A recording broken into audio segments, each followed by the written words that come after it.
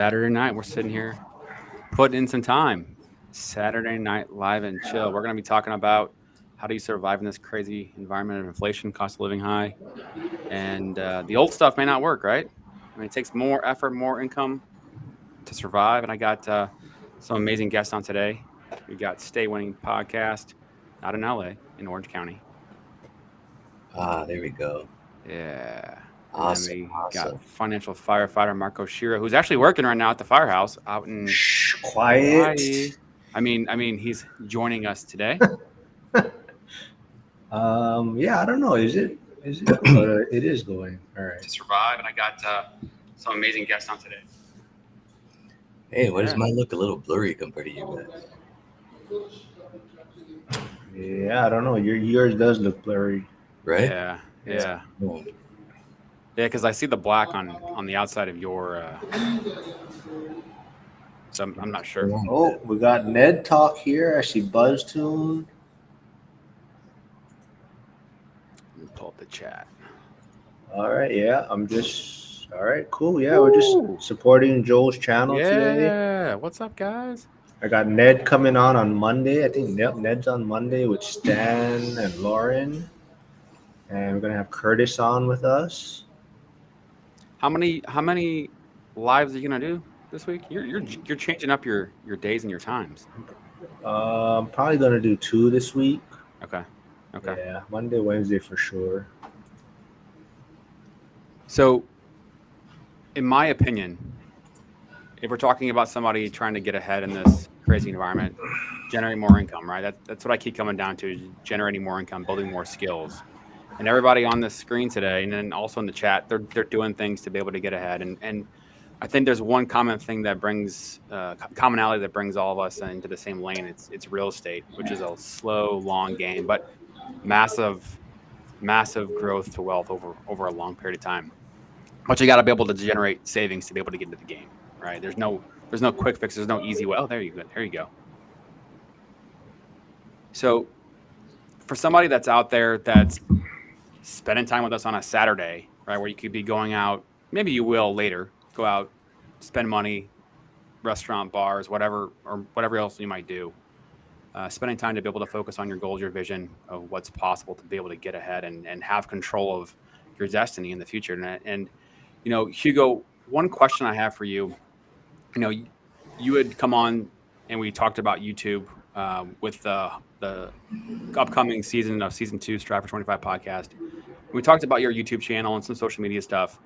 But one thing that we didn't get into is your job is in sales, right? I mean, there's people that aren't that good in sales, and you're pretty good at your job. What separates you from the rest of the people that do what you do? Why are you so successful? Give me a moment with the sirens. Mark, I guess you didn't hear that, did you? That's the ambulance. That's not us.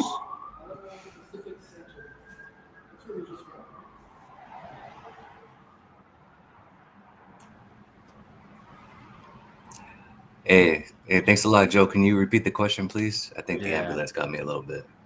Yeah. What separates you in your sales role that puts you above the majority of the people that are in your role? So, man, it's actually a little difficult to describe what I do exactly, since only about a handful of companies do this nationwide. Um, but I'm actually in the business of buying. I'm actually in the business of purchasing. However, it is described as a sales environment.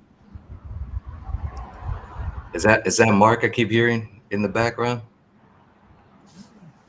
Yeah, I think so. Oh, that's much more helpful. My bad, Mark. They didn't want to like exclude me. I couldn't even hear myself. All right, my bad. Can you repeat the question again, Joe, or the second part? Yeah, well, in a sales type of environment, right? I mean, there's certain people you have how many people that are going to be in your role in your company or in your type of industry. What separates the best from the rest? Um, a few things actually. So at least for me, um, I follow up my email approach with phone calls. That separates me from the rest of the people in the office because whoever's receiving that email can go ahead and put a voice to the letters that they see on the screen. So now they know it's actually someone real that's reaching out to them, and it's not a spam or a robot or AI trying to reach out. Number two is making sure I make more contact attempts than everyone else. And number three, when I get him on the phone, oh my God, you guys want to listen to this. I mean, does the podcast, has that ever come up on a sales call? No, it has not. I actually don't even have it on my LinkedIn. So I think a lot of people just know me by state winning. I think that's cool. A lot of my personal friends that I grew up with actually don't even know that I do this. So, Yeah. So just to add more about what makes me more successful in sales is I always approach whatever you're selling. I understand that I'm selling myself versus the actual product. So in the situation, I sell myself because I'm actually trying to buy something from them. So I let them know what's in it for them. So specifically, what we do for purchasing is class action lawsuit settlements. So for example, you take a company that accepts Visa or MasterCard as a form of payment. They now have a claim in the biggest class action lawsuit in U.S. history, which is about $6.5 billion. The settlement just got approved recently, and the claims period is open until August. So any business that accepted a Visa or MasterCard between 2004 and 2019 is a part of this settlement. So a lot of these, so we take a look at, for example, some restaurants, right? There was a mom and pop pizza owner out of New Jersey, has about like 20 pizza places open. New York and New Jersey had some of the stricter regulations when it came to 2020. And then obviously we know the weather is really cold. So this person, we knew ahead of time their business was going to be hurting. So the benefit to them was, hey, if you sell this claim to us, we can purchase it for you right now. You get the cash up front, and you're able to go ahead and save your business, save these employees, continue the payroll, being that you have limited access to business because it's so cold. And number two, New York only wants people to dine outside. So explaining the benefit to whoever you're trying to sell pitch to is the way to go. It's always what's in it for them, not necessarily what's in it for you. And if they like you, that's the second part that complements that first part. Well said. Well said. You mentioned the email followed up with a phone call, and then you do outreach or reach out more than other people. How would you quantify some of those numbers, or can you quantify how many attempts? Let me see if this answers your question. So a lot of people give up after 5 attempts. I go ahead and make sure I do at least 6 to 8 attempts. And I would say doing that alone, I would see about a 25% increase in contacts. So I always preach about consistency, and I think that's a field sales is where consistency can really go ahead and pay off. Especially in this type of industry that I work in, because we're always in the back of mind. These people have day-to-day operations that take priority over us. So being able to be consistent, like, sending an email once a week, for example, I'm always on top of mind where it's like, hey, I know I have to get back to Hugo because Hugo has money for me. So I mean, that's a different when conversation, right? Yeah. You got money for somebody. Yeah, So meaning that- when I say that if I call you is because I have money for you. So like if you Yeah. don't pick up my call, that is your loss. Yeah. But yeah, it's under the sales umbrella, I guess, if you were to define, my resume. I can't remember who said this. I'm not sure many people did, but when you're in a sales role and you're, especially when you're talking about cold calling or cold outreach, you deal with failure, deal with the attempts, and maybe it's conversion of 1 out of 100 or 2 out of 100 or maybe even less, whatever the numbers are. But when you believe in your product enough, right, it's your job becomes easier if you believe in what the product or the service provides and fulfills, and how you can help somebody. It makes that job easier when you believe in it. And when you're giving somebody money, I would imagine that it has a big role, right? Yeah, when you believe in the product, it really makes a difference. So what I was doing, my business actually benefited more from the lockdowns. I was told, I guess, the lockdowns were in the beginning. I knew it was a bunch of BS. But the more locked down the country got, the more my business flourished. And believing in what we did, we literally saved a lot of companies from going bankrupt because of what we did. We were able to provide them the resources where they can liquidate their assets and reinvest back into the business for another life support of another quarter, another year, another employee bonuses to retain employees, etc. But yeah, let me take it back to what you said about believing in the product. Well, when I was working at Wells Fargo, I would actually be responsible for training the people that would, like if you recall the 800 number in the back of your debit card, I was the one training them on how to pick up the phone and provide the customer service and cross sell products. And I noticed that the people that were more successful in that role were the ones that were banking with Wells Fargo because they understood it from the customer's point of view and they understood the product more because they used it themselves. And they were more successful than the people that didn't bank at Wells. So it's very important to believe in your own product and then also believe in your own ability to be able to provide the solutions that people deserve. Yeah, that's awesome. This is for Mark, and kind of going back to Hugo has monetized his YouTube channel, put in a tremendous amount of work. I think I saw something or a video or maybe one of your reels talking about how someone thought you had like 3 people working on the channel, and it's really just you by yourself.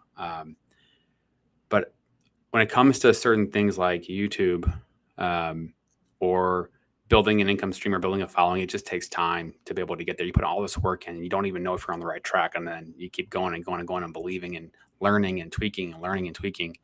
So this is for Mark. Following one rental at a time's blueprint. What keeps you going with building your community? Because you got an amazing community of people that are you're bringing on your show every single week, multiple times, talking about real estate, talking about income streams, talking about the journey. What keeps you going? So I just wanted to say what's up to Trade Better for stopping by. We got Ned here. We got Mikey in the comments. But yeah, I just, for me, it's just, I'm having fun with it. I'm enjoying what I'm doing.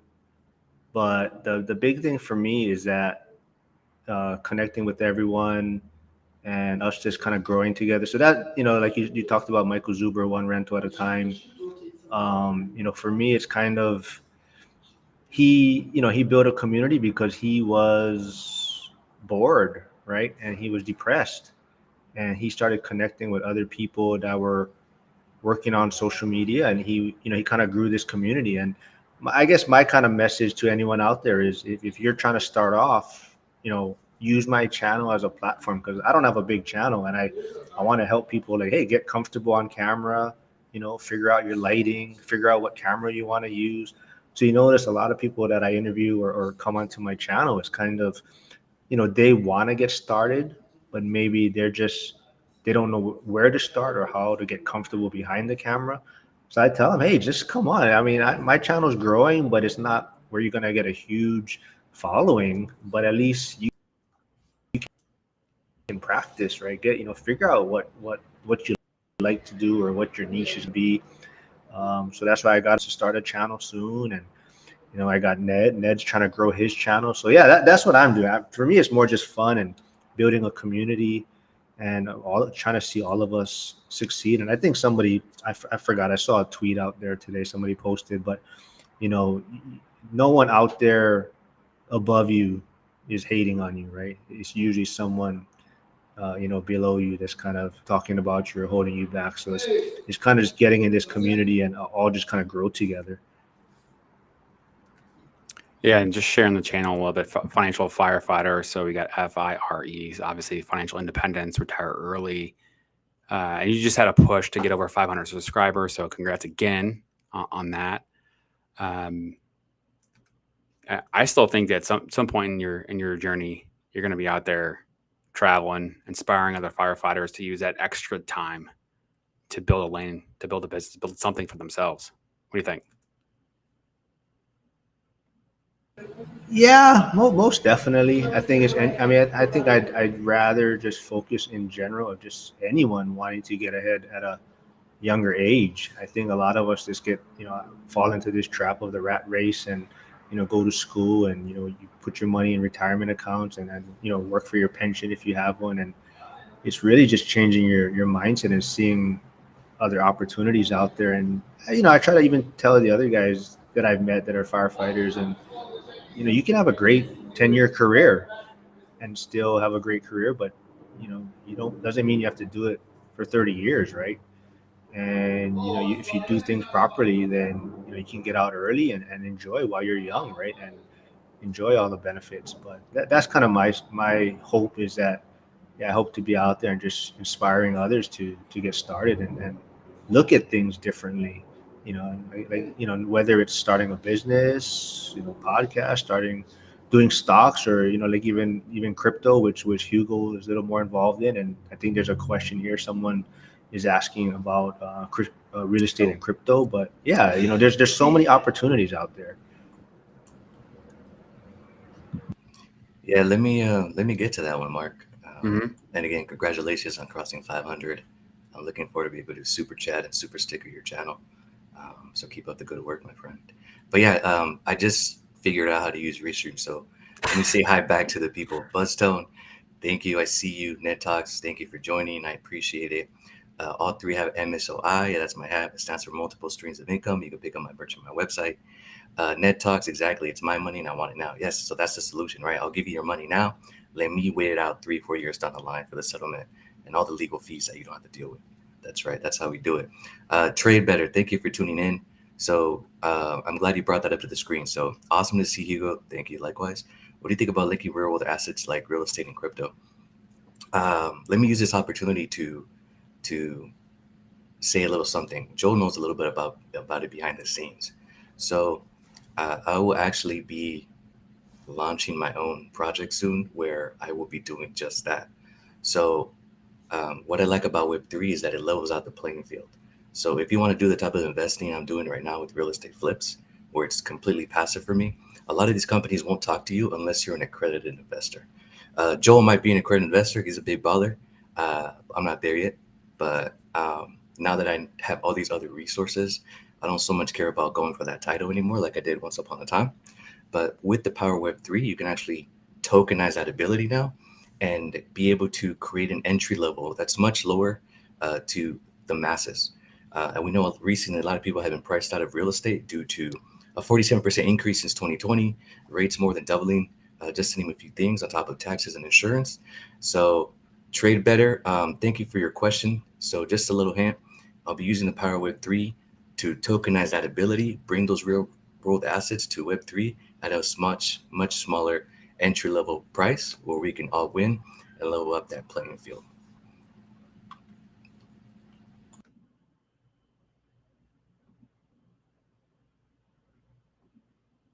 Sorry, guys. Okay. So I know what you're talking about only by a little bit in terms of the terminology and what that means. But for the people out there that may not know as much as the little bit that I know, tokenizing real estate, accredited investor, can you share a little bit more about what those mean? Yeah, so to my knowledge, I believe in accredited investor, and anyone in the chat can correct me if I'm wrong. I want to engage with you guys.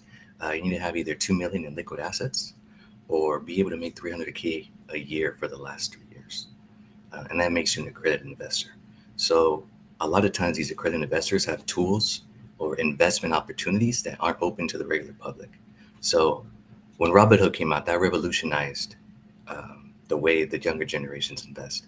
Being able to fractionalize, instead of buying a $50 share, you can buy just $5 of it. So think about that, but like as an accredited investor with all these other alternative investments that aren't open to the masses.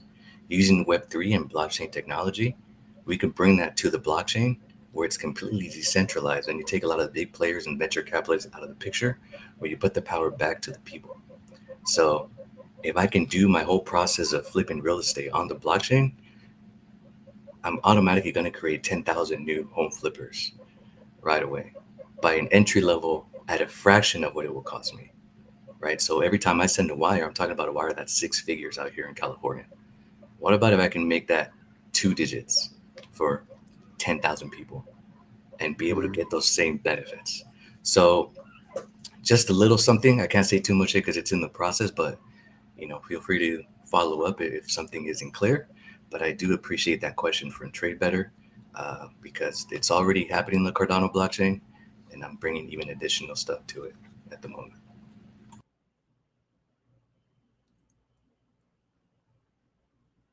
All right. K Hughes. What about me? Yeah, that's a big troublemaker at my station right now. He's probably watching me live right now. Probably is. Probably has his phone, right? Yeah. And No, but I'll shout out to he's a Homes and big Hustles. crypto guy. Yeah, Sierra's here. Thanks for stopping by. But yeah, Hughes is a big crypto guy. So, um, but Nice. I yeah, see him but the tuning in accredited from. investor stuff might be changing. Yeah. So the accredited investor, I think, aren't they gonna be coming out with they might have a test soon. I don't know if that passed, Oh wow. right? They were gonna have like a test with the SEC, and then you can qualify through that route. So to make it kind of, I guess, cover their ass, right? If you pass this certain test. Yeah, I did hear something like that. I don't expect much from it. I didn't follow up. To me, it just sounded like election year talk. Um, it's probably just going to die off after December. I want to circle back. Okay, so Homes and Hustles. Congrats to Mark crossing 500 subs. Okay, this is a Saturday, right? We're sitting here talking about wealth building processes and all the things that fall under these umbrellas. Mark, since you're probably going to be leaving off of this before Hugo and I, what are you doing tonight? Are you going to spend some money tonight? What's your plan? Financial firefighter. I'm working, man. I ain't spending any money tonight. So you're there all night? Yeah. I thought you weren't supposed to say you were working. I was trying to bring on the appearances that you weren't working. You're like working out. Uh, I'm always working. But yeah, so that's what's good about coming. I don't spend any money. So what would you do on it if you had a Saturday open? What would you do? What's your national pastime? It depends, man. It depends if I got my son or if not. If I'm working on some YouTube stuff or social media stuff, but it's always something, man. Because every time I try to do a live now, it's like you guys expect me to come up with topics and stuff. So gotta like prepare. I can't just wing it all the time. But Because you are the no, winger. yeah, man, it's always something right now. It's always something right now. It's always trying to get to a certain point, and that way do the grind right now, and then be able to reap the benefits later on. But it's just like anything, right? Starting a business, you kind of got to put in the time in the beginning, right?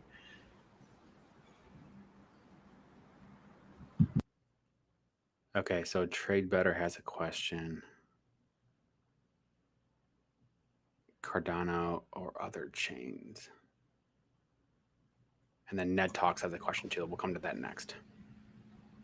All right, Trade Better, thank you for your question. I appreciate it. So I am mostly on Cardano. The reason for that is I like that it's never been shut down, even when people try to attack it and hack it. My wallet can't be drained if I click on links compared to other ones. So I know, for example, there's a huge opportunities in Solana, but a lot of times people are disappointed because they can't cash out because something's going on with the wallet, or a VC decides to shut off the blockchain. But the decentralization of Cardano, the speed, the fact that it can never be shut down is what has my majority of investments in the Cardano ecosystem. I really think it's bringing a lot of worldwide solutions, both through mobile, real estate, and even phones. So that's my main one. I do like some other ones out there. I do know the future is blockchain. Um, so just a little sneak peek, I'll be integrating that as well. But yeah, Cardano is mostly the big one. Shout out to my Snake fam, the meme coin on Cardano.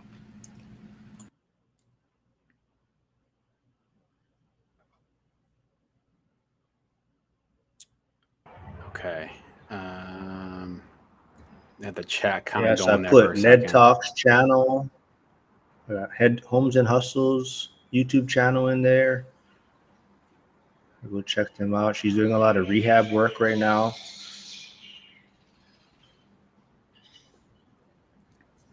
She's doing work in Crocs, she said. Nice.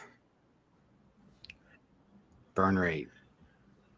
keep it under control, can't outrun a bad diet, can't out-earn bad spending habits. I love this conversation too because I'm a firm believer is that if you want to cut something, you got to be focusing on what you're going to be replacing it with. So if you don't want to spend money, what are you going to be replacing it with? Focusing on an income stream, focusing on a YouTube channel, focusing on building something. We just focus on cutting. I mean, that's torture. Just cutting things. That's not fun. What are your thoughts?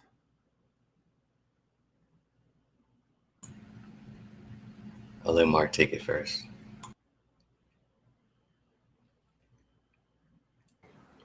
Yeah, we kind of talked about this as a smash or pass on my channel the other day. It was kind of the Ramit Sethi's kind of mindset of, not going back on the small things, right? Not, saving in that sense. And yeah, you do have to enjoy. And I think a lot of it is, sometimes you're playing the scarcity mindset, or you're playing the small game, and you're trying to cut back on expenses or cut back on coffee and things like that. When in reality, you really want to be looking at trying to increase your income, right? Try to make more money. And yeah, of course, you do need to learn how to budget and not spend as much as you're bringing in. But at the end of the day, is if you can increase your income, you're going to be in a lot better position.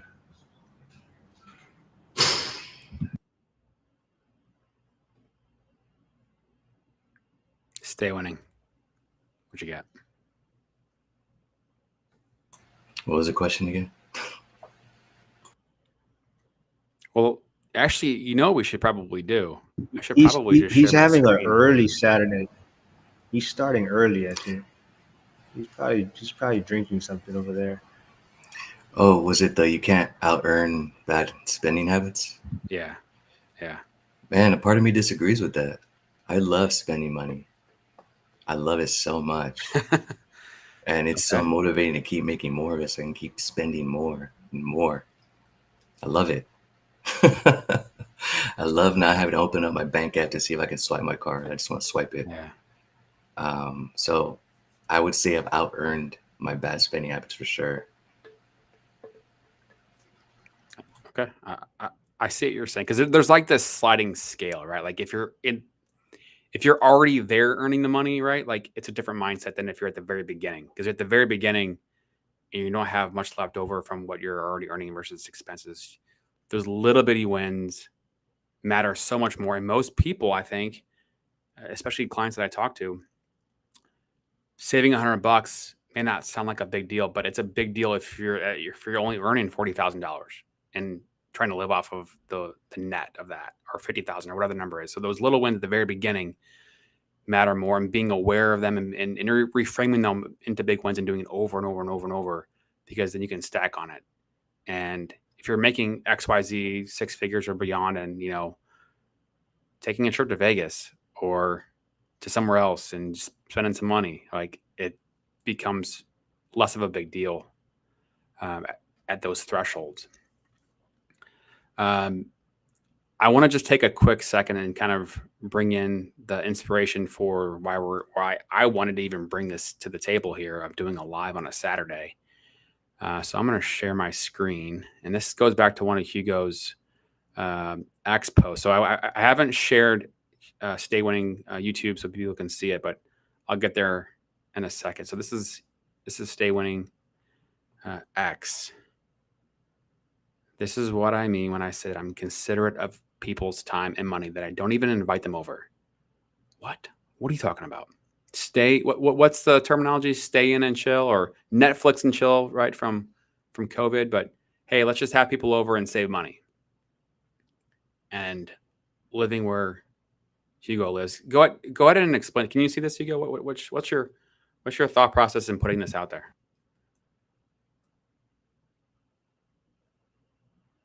Yeah, so let me bring it up on my screen. That way it's a little bigger. But I would say I knew where my mind was at that time for sure.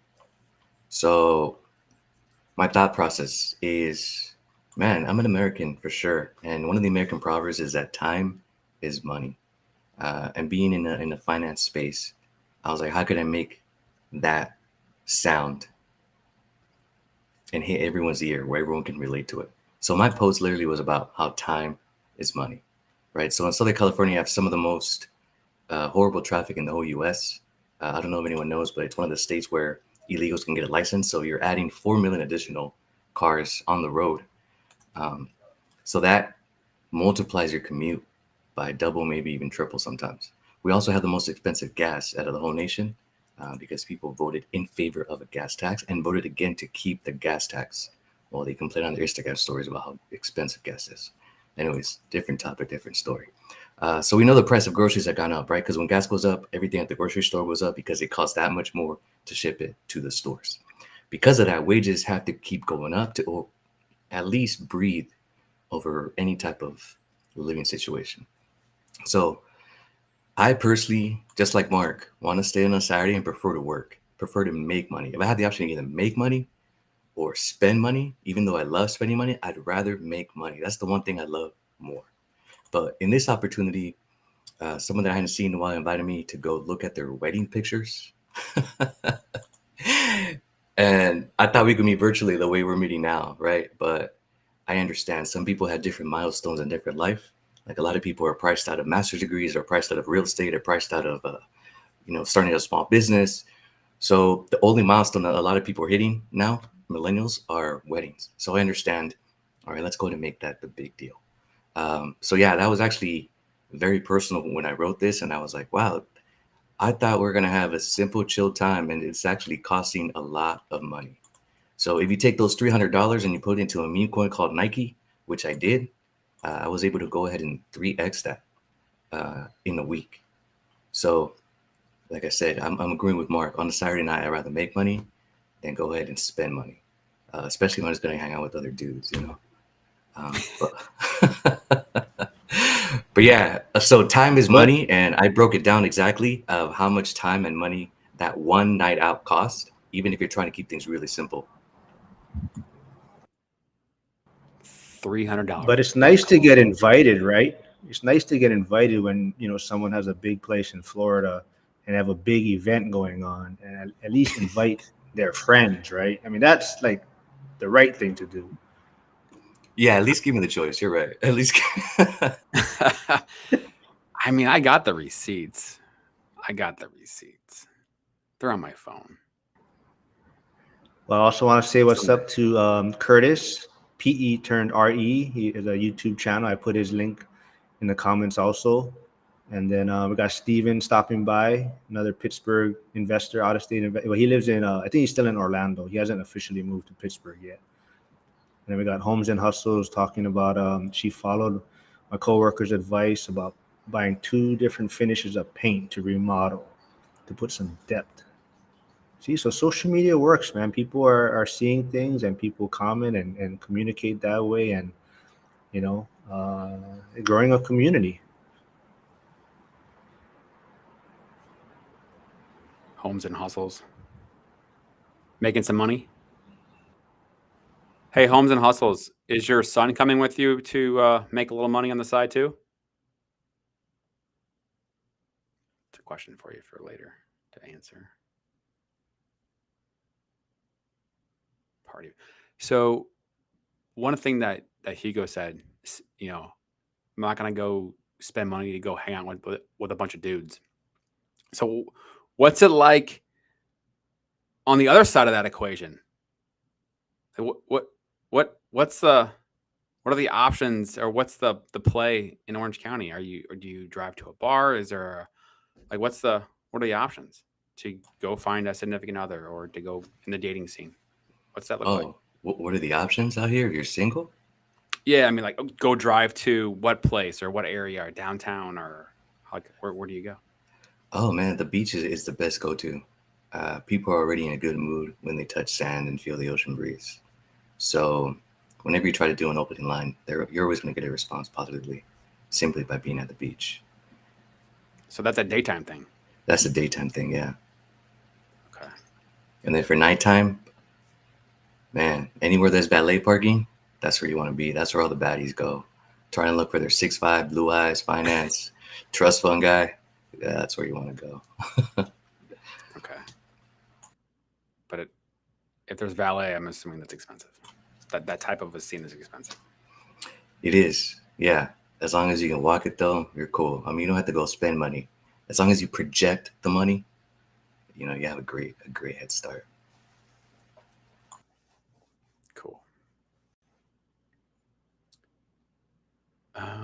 What is Buzztune? How you doing? Type 1 diabetic. Snack. Good stuff. 7 calories. Yo, this is great. I like this. I didn't even know what we were going to talk about until like 30 minutes before the live stream started.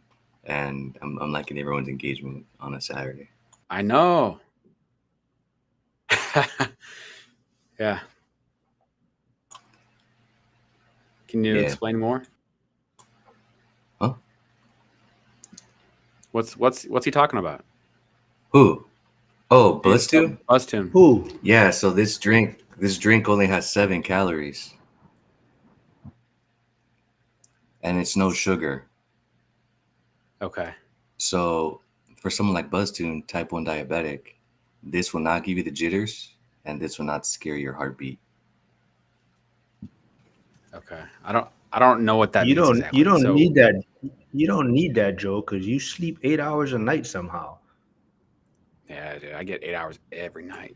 Really? That's amazing. I don't know how. But I have to go to sleep How do early. you do? Yo, Mark doesn't even sleep. He's live streaming at he 7. doesn't. And I'm like, yo, that's when I was supposed to live stream. He's like, I'm working. I'm like, go back to sleep, Mark. It's 4 a.m. over there. He's got that next 7 calories. Like, I don't want our audiences to crash and know we had the same purpose. And like, you're dragging half my audience that way. Hey, it's all. Dragging half a yard. It's all good, man. Oh, hey, you gotta show Homes and Hustles comment. You gotta show that one on the screen. Yeah. See? Yeah. Well, she's even close, and you did her. Yeah. Well, it's supposed to close. That property is supposed to sell on the 15th, and the buyers just backed out.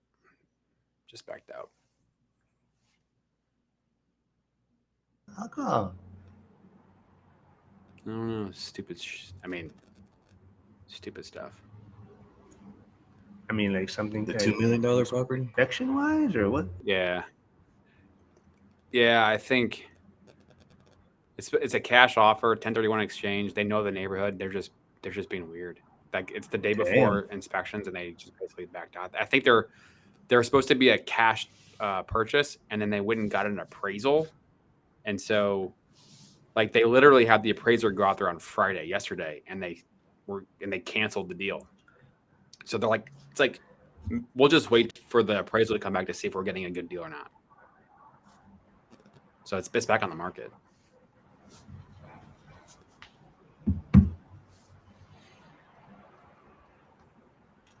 Yeah. So what do you think, Hugo? StreamYard? Notice a difference or anything? I'm liking Restream. So you can also do it on X, right? Because I see some comments from X on here. Yeah. Yeah. So I linked mine. I linked mine to X. Nice. I am liking it. It's took me a moment, but yeah, I do like it. I don't see any glitches at all. The reason I got StreamYard was because I got that Black Friday sale. So I just got the annual one, but I might give this one a go. Yeah, I like it. I mean, the fact that you can have other people also tab. I mean, does the other one let other people stream it to their channel? Yeah. Okay. Yeah, you can. It's the same format. It's just I noticed a lot less glitches on Restream.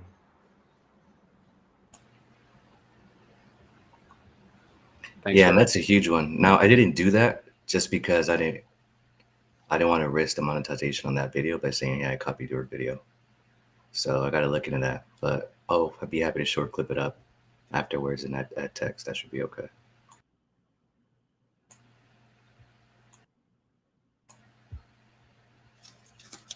So Mark, when you get monetized, I won't be able to copy your channel.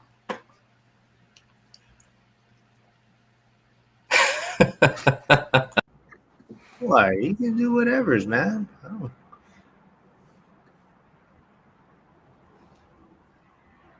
How do you? Do you see that, Mark? He's talking to you. He's like, hey. Yeah, is that for Yeah. Mark or for me? From Mark, scared to party with the boys, because there's another one that's talking about drinking with the boys. Oh. I think that was. I didn't even see that one.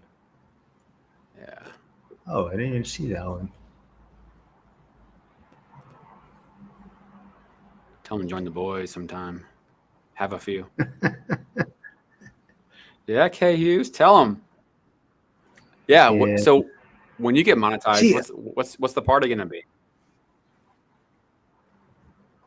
Spread the word. you know, I'll buy Crocs for all of you guys. Okay.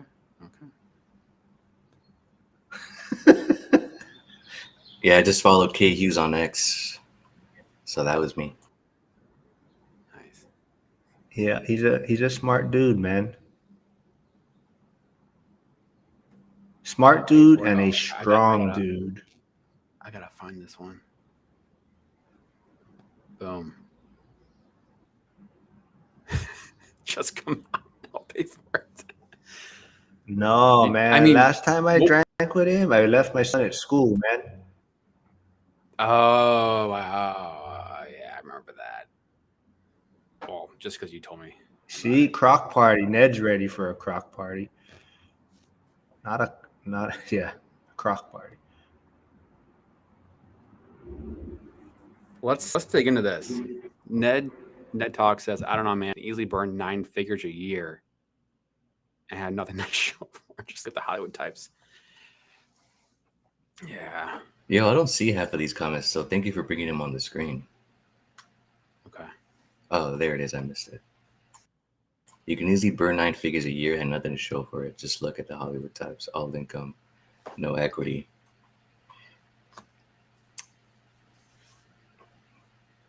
Yeah, that's true. Depending if they have a handler or not, it's true either way. Yeah. I mean, 6 figures, 7 figures. I mean, I know people that have blown 6 figures inheritance, and I was just like, yeah, but man, nine I figures had those is like opportunities. right? Yeah.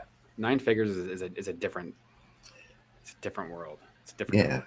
That's where we got to look from the mistake. We got to learn from the mistakes of other people, and make sure we don't make them. Yeah. Where are we at in the comments?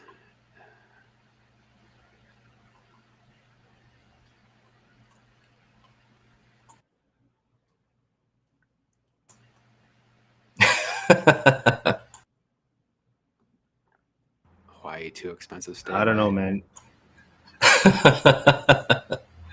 That's great.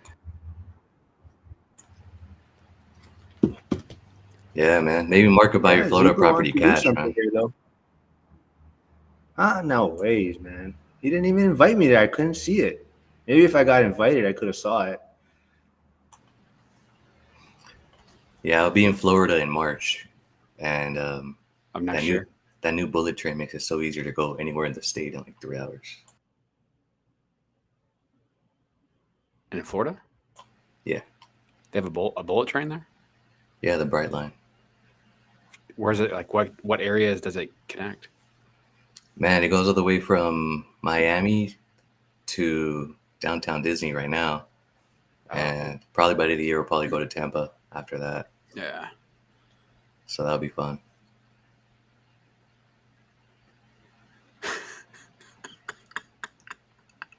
Because you my yard. Still talking about having a party at Mark's house in the garage. I know. Now it's to the yard. I mean, what? Okay. Question for anybody that's here. If you had to make $1,000 a month on the side, what would you do?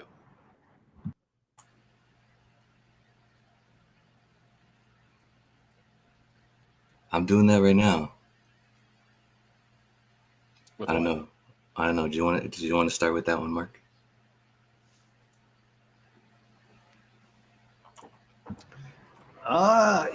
Honest and an easy way to do it, and I don't talk about it much. And not a lot of people may want to do it, but I don't know if, well, maybe Joe shouldn't be talking about it, maybe the lender, but trade lines. I don't know if you guys are familiar with selling trade lines. That's an easy way to make extra money. So if you guys have authorized user space on your credit cards, it's an easy way to make money. And there's companies out there that you can sign up with, and it's an easy way to make money. Have you done it before? Yeah, Cool. yeah. What's I an know a lot of. example I know. of one? I mean, so a lot of it depends on your credit score, how much your credit lines are, how long the history is, and basically there's different values for each spot. So some people can earn up to $500 a month per spot. Some people, $100 per spot. So it's that's some same thing, right? We're not really taught about money and credit, and a lot of times people, when they have credit cards, they cut them up and they close. When in reality, your best option is to keep it open and let them grow on it, and you use those authorized user spots, and you basically put it online to these companies, and you can get paid twice or you get paid every 2 months. But you can have multiple authorized user spots on multiple credit cards, right? So yeah, I know people that are making a couple $1,000s a month just doing that, and it's like 5 minutes of work, to put someone authorized on your card, and it's an easy way to do it, and yeah, it's easy money. So like $300, sell one trade line for like 3 months and $300, $500. What's an example? Yeah, I mean, like I said, it's depends how long the card's been open. So some people play games with it too. So they might have one card that has a big credit history. They'll open up a new card with that same company, say Capital One. So now they have two cards, and then they'll call Capital One later and be like, "Hey, I have these two Capital Ones. Can we just combine into one?" So Oh, now you have a bigger, longer history, and now that bumps you up into a different payout. So, there's people that are playing games with it, and like I said, some spots could be worth $500 a month, and some spots are worth $100 a month. But that's why you know guys, people start open cards, all the time to not hurt the credit score as much, and they get these cards seasoned yeah. for 2 years, right? And then, but that's how they build up their, the history on these cards. Yeah, it's just worth extra money. Yeah. Ned Talks. Thanks for the input here. Flip stuff from garage sales, which you hear Gary V talk about flipping stuff, baseball cards, trading cards, garage sales, furniture, that kind of stuff. I've never done it before. Um, but yeah, I know you can make money doing it. Probably do it with firearms. I don't know anything about that, but I'm sure you can. Um, Hey, that was a good one, Mark. So, yeah, are they paying you monthly as long as they're an authorized signer, or is it a one-time payment? So usually you get paid. It takes 2 months for the to record on that person's history, right? So when you Hmm. add them, you sign them up, and then you'll get paid in like 2 months. And then sometimes the person, maybe it didn't help yet at that time, and they'll renew for another month or 2 months. But usually you get paid per user every two, or it takes 2 months to get that pay. And then, like I said, some people have like 4 or 5 credit cards, and they're just cycling the users, and so maybe they have like 5 or 6 spots being sold every month. Man, that's a good one. Yeah, and it's easy. The only thing is you do have to, you try to have cards that, you know, I have people that their cards have also been closed though. So that's the one thing, is that the companies try to cycle it so it doesn't raise a red flag, and you don't want your card, so you try to use cards that you're not really using anymore. So you have dedicated cards that you're going to use for this, so that if it does get closed, yeah, you might take a credit hit for a little while, but it's not cards that you're having all these multiple bills on, and then you gotta every month so that the card is being, but you're keeping the balance as low as possible, the credit utilization as low as possible. Homes and hustles. We mentioned the pet sitting. So she says around $500 a month to clients. Maybe get a couple more. Yeah, good stuff. I forget. Do you do that through Rover, or have you done it through Rover, or do you just do it one-on-one, just on relationships? So if you want to throw that in the comments, I'm curious.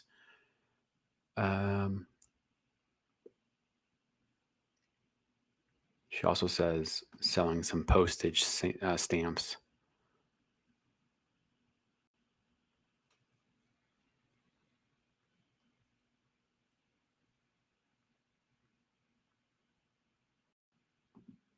Ned talks about the number of credit cards, the availability of the credit score, and yeah, optimizing for real estate and business purposes, having that strong utilization, having low percentage used versus the limit.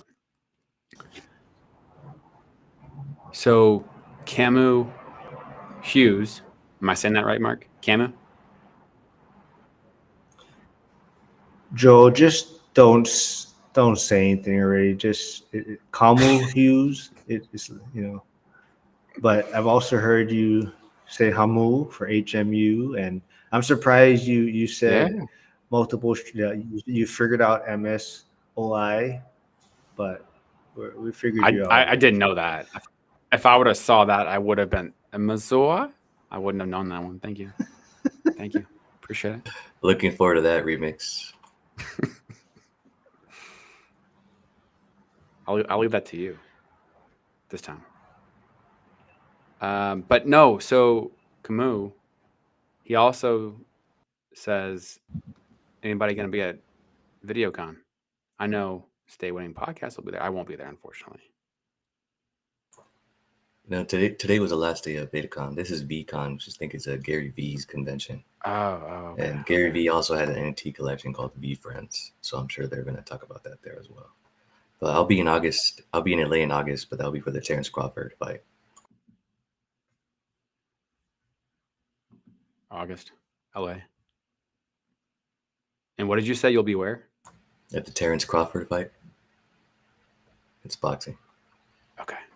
I wasn't sure if that was MMA or boxing. So Yeah, he's the first fighter to win all 4 belts in 2 different weight divisions. Never been done before. And now he's moving up in weight, trying to do it a 3rd time. does he rock snack? No. That's Michael Hecker. I know. But maybe throwing at him at the ring, just a little toss. Yeah, you know what? I'm sort of managing his career, at least for all the crypto fights. So we do have some big stages coming up. We're in talks right now with a fight in Singapore in September, and then maybe a fight in Dubai in December. For which one? I'm sorry, which fight? For Michael Hecker. The bare knuckle. Yeah.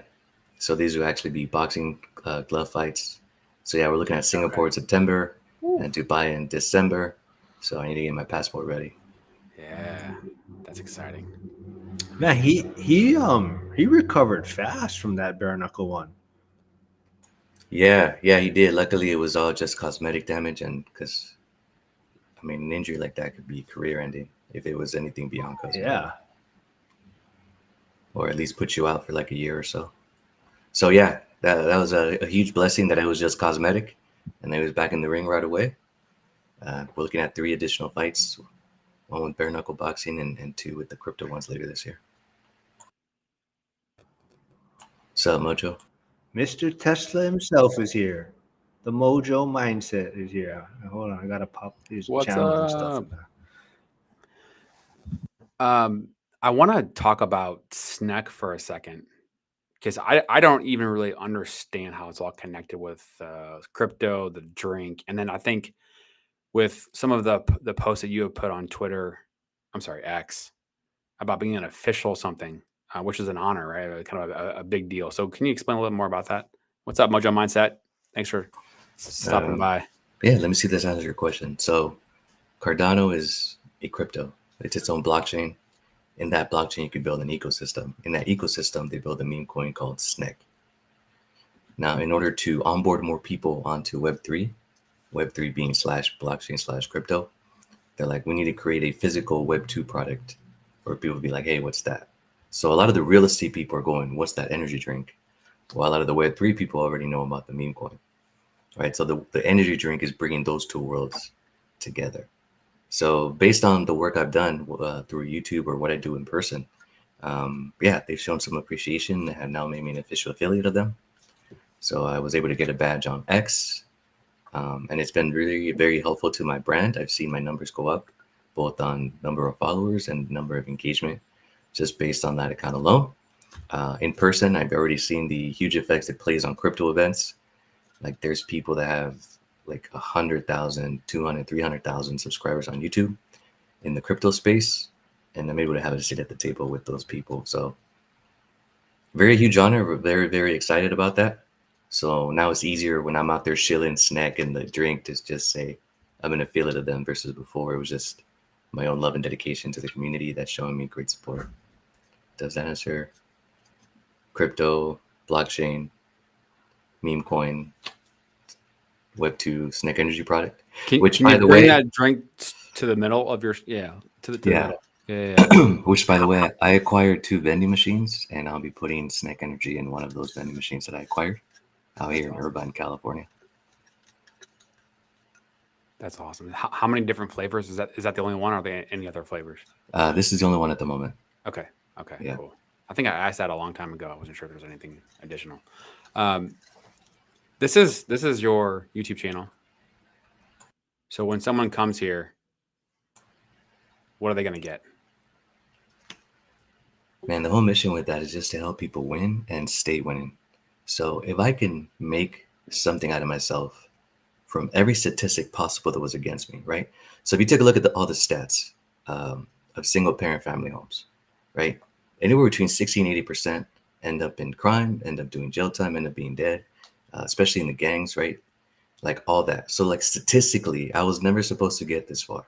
Now, if you come from an immigrant family, you can multiply some of those stats by 3. So statistically, I was never supposed to make it this far. So all these videos that go viral on TikTok and shorts, it's all about people complaining about their life. And I'm just like, your starting point was way ahead of my starting point. My mountain that I had to climb is way steeper than your mountain that you had to climb. So if I can win with those amount of limited resources, let me show you how much you can win with so much more resources. And that's what this whole channel is about. And it's all free. I don't think I'm ever going to sell a course. You guys can timestamp this, click it, edit it. I don't think I'll ever going to sell a course. All this information will be free because I really want people to win. So we can complain about the world. We can complain about politicians. We can complain about taxes and not having enough money and inflation. But what's in our control is how we prepare for that and how we prepare our future generations. So if I can spark someone to start building the nest now, then I know I've made a saved a family. And by that, I mean, if you look at the divorce rate in the US, one of the top reasons for divorce is financial problems or infidelity, which stem from financial problems. So if I can provide some financial literacy to maybe save that family and have them build a nest before the kids come, then I'm doing my part more than any politician can do or promise to create a better future for our children. And that's what this whole thing is. It's everything that I wish I had or needed as a kid. A one-stop shop, everything. Real estate, small business, personal finance, crypto, all under one umbrella. And no one else is doing it like I'm doing it. People niche down way more. And no offense to anyone, I think it's great, but it's like, let me cover the whole umbrella. And that's where the whole multiple streams of income comes with. Because the more streams of income that you have, the more time you have. And again, time is money. And the more options that you have. The more options that you have, it's hard not to be happy when you have them. Good stuff. Yeah. Hell yeah. Yeah. So I put Hugo's Stay Winning channel in the comments. So Thank you. if you're not subscribed, go check it out.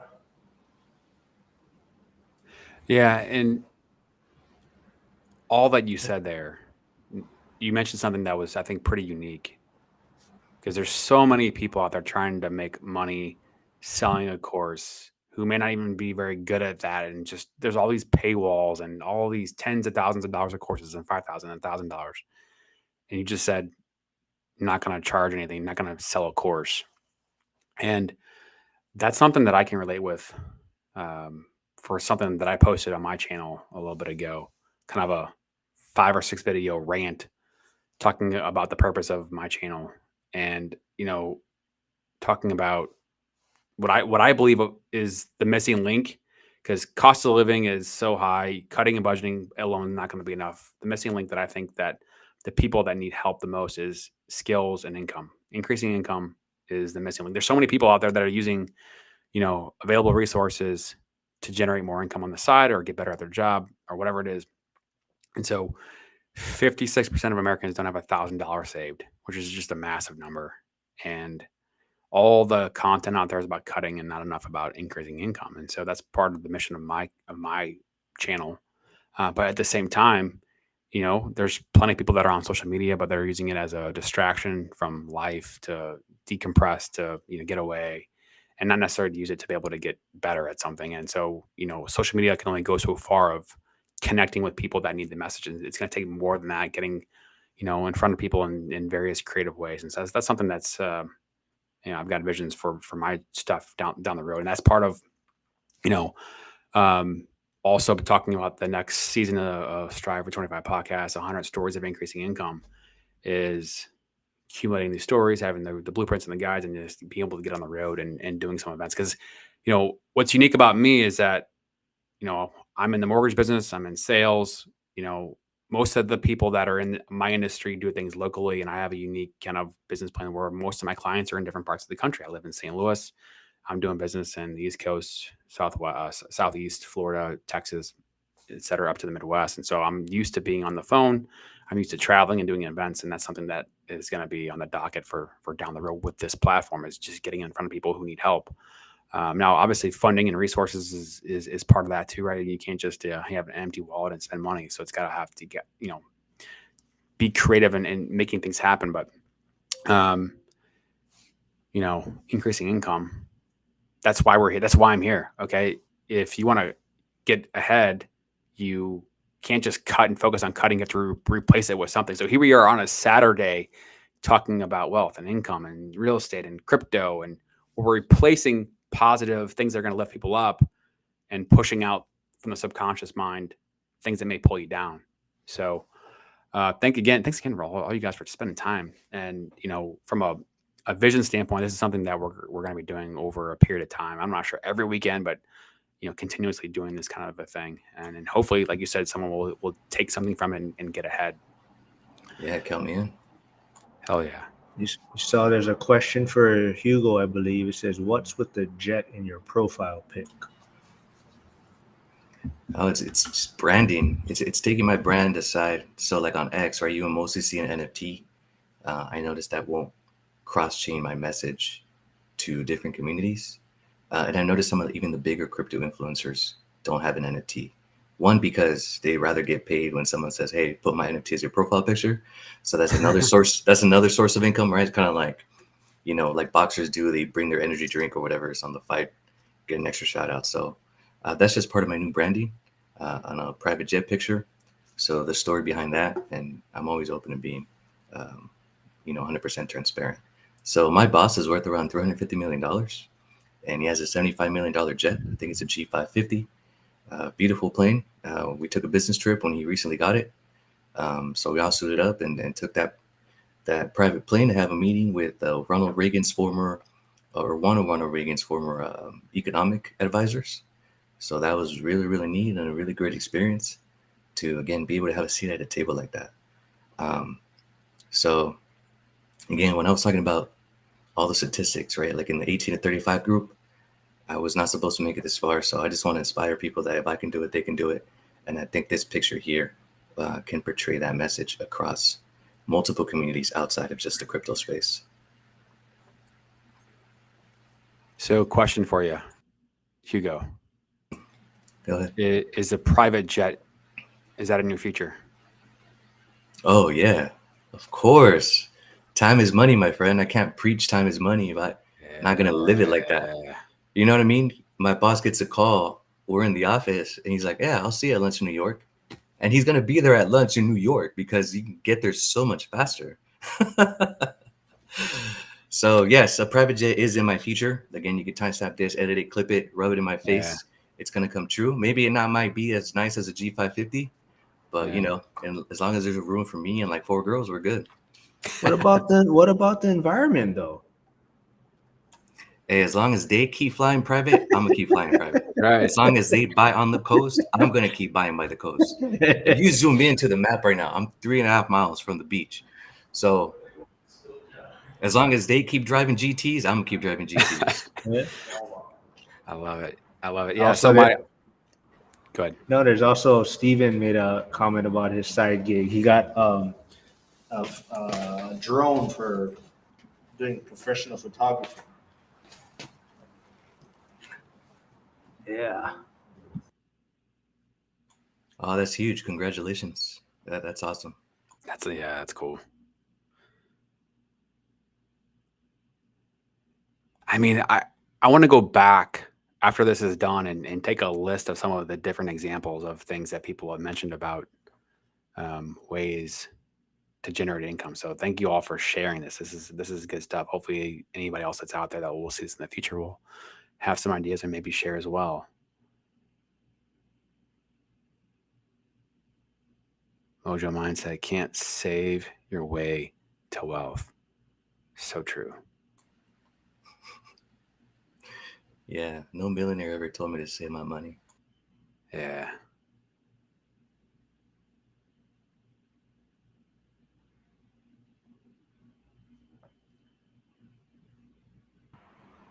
You guys watch the debate? No, You know it. I did not. What? It doesn't even matter.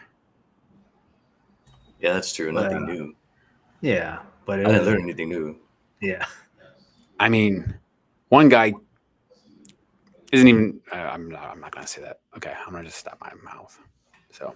Hey, you're not monetized. You can say whatever you want. I mean, dude, you guys have seen the types of masks that they have out there. That's not even Biden.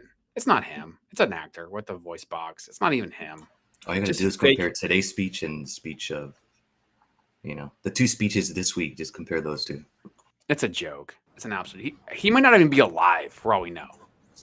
It's a joke. Yeah, that doesn't sound too crazy or too far off. If you would have said that, 6 years ago, Yeah. but today that doesn't sound too crazy or too far off at all. It's just frustrating because this is all you got. These two polarized people that the media wants to put out there and drive people wedges between people, and this is the best you got. Like, there's plenty of other people that could be better candidates in this. This is the best you got.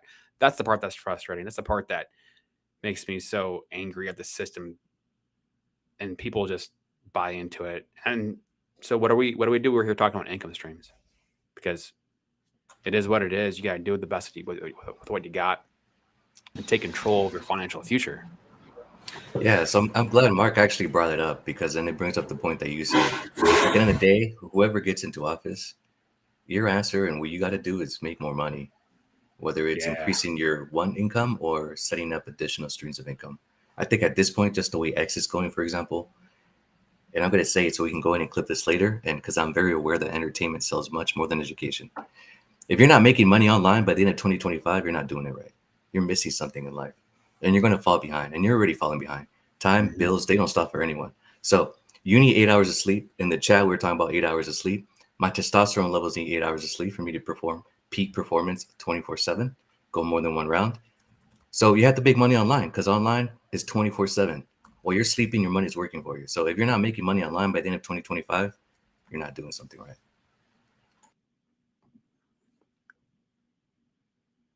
What else do you do to get those peak levels? We got someone new tuning in though. I don't know whose channel that's from though in the comments.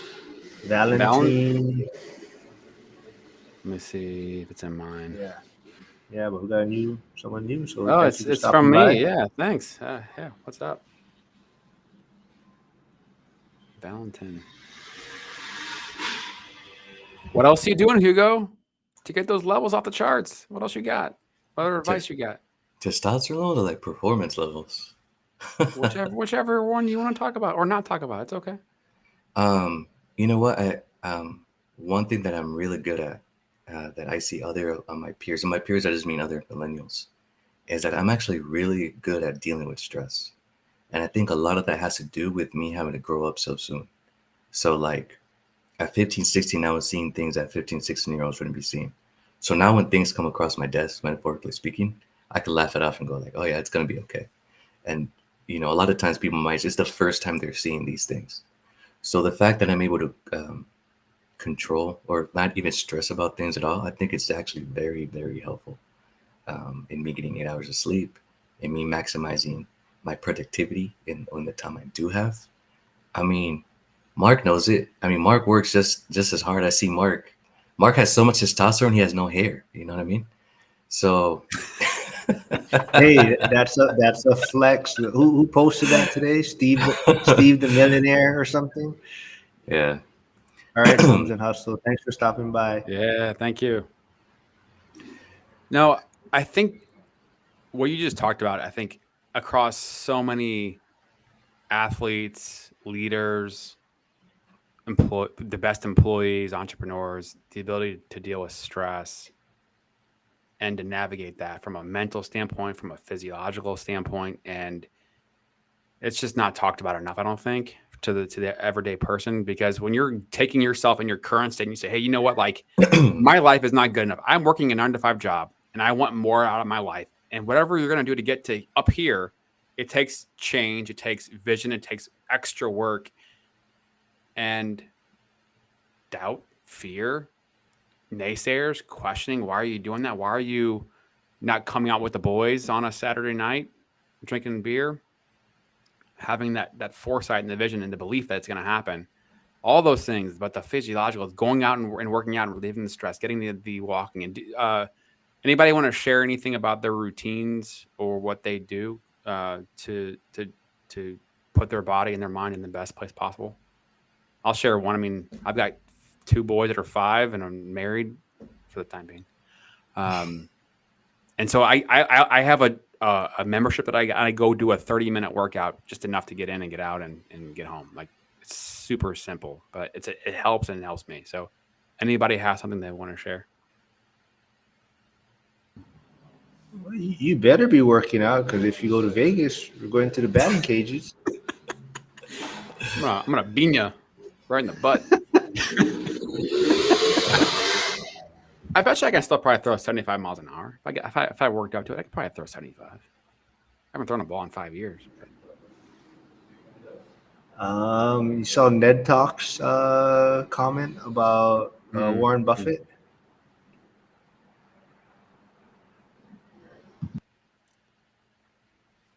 Wealthy people save cash.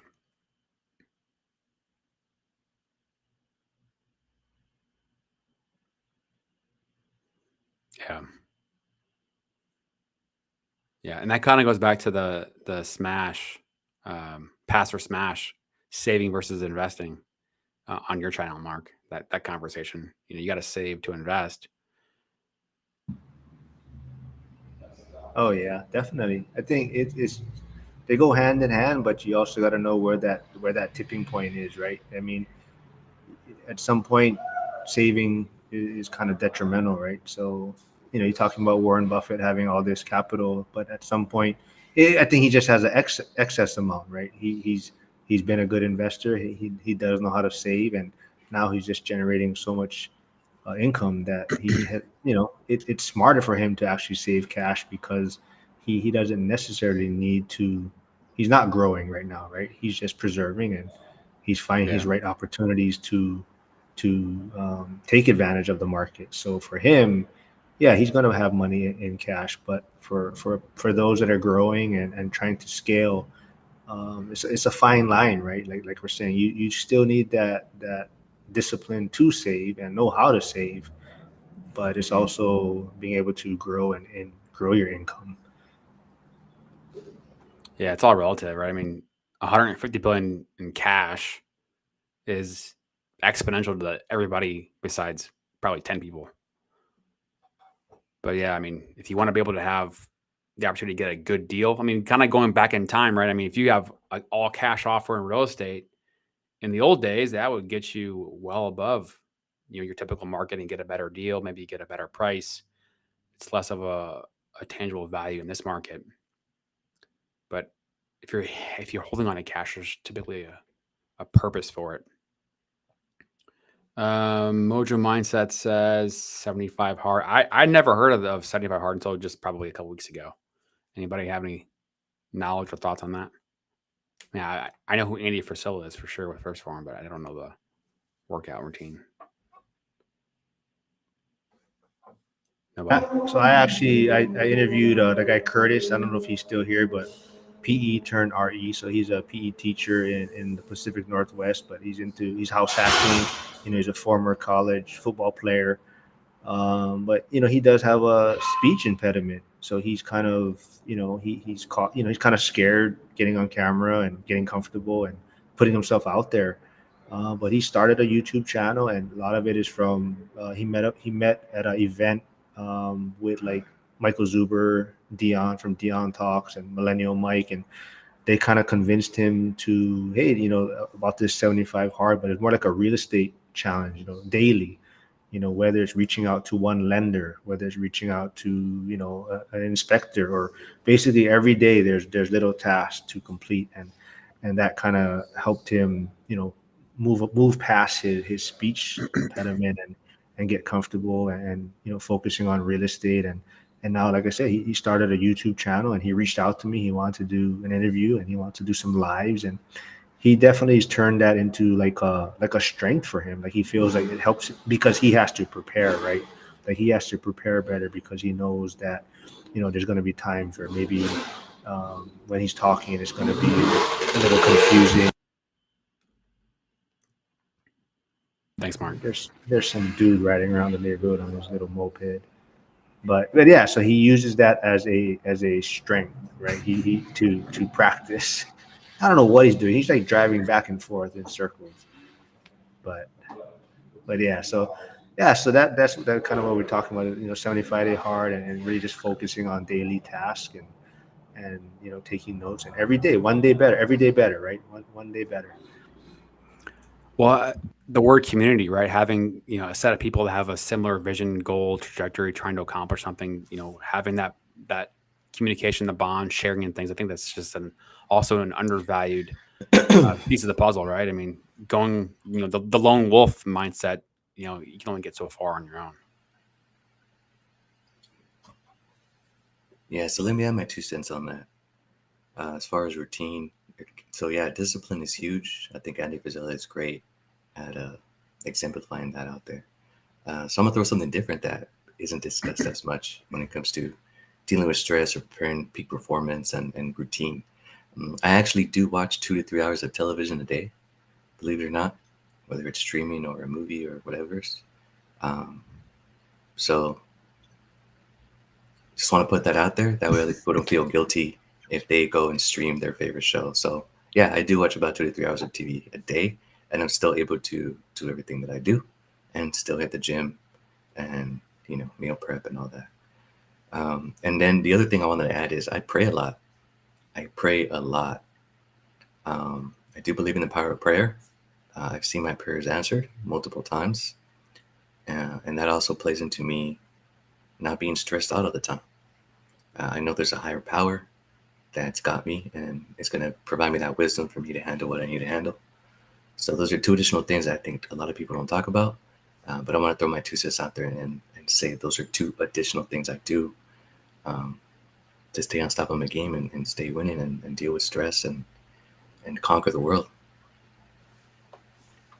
You mentioned kind of at an early age having to grow up fast. The prayer part of it, is that something that you grew up with, or adjusted over time to build into your life? It was something that was adjusted over time and built into my life. Yeah, a lot of things that I am now are all just from myself. It's hardly ever any third world recommendation, or not third world, third party recommendation or third party inspiration. It's usually just me figuring it out on my own. Good stuff.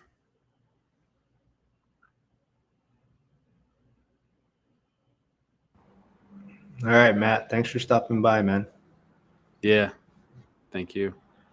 See you, Matt. A lot of investors stacking dry powder.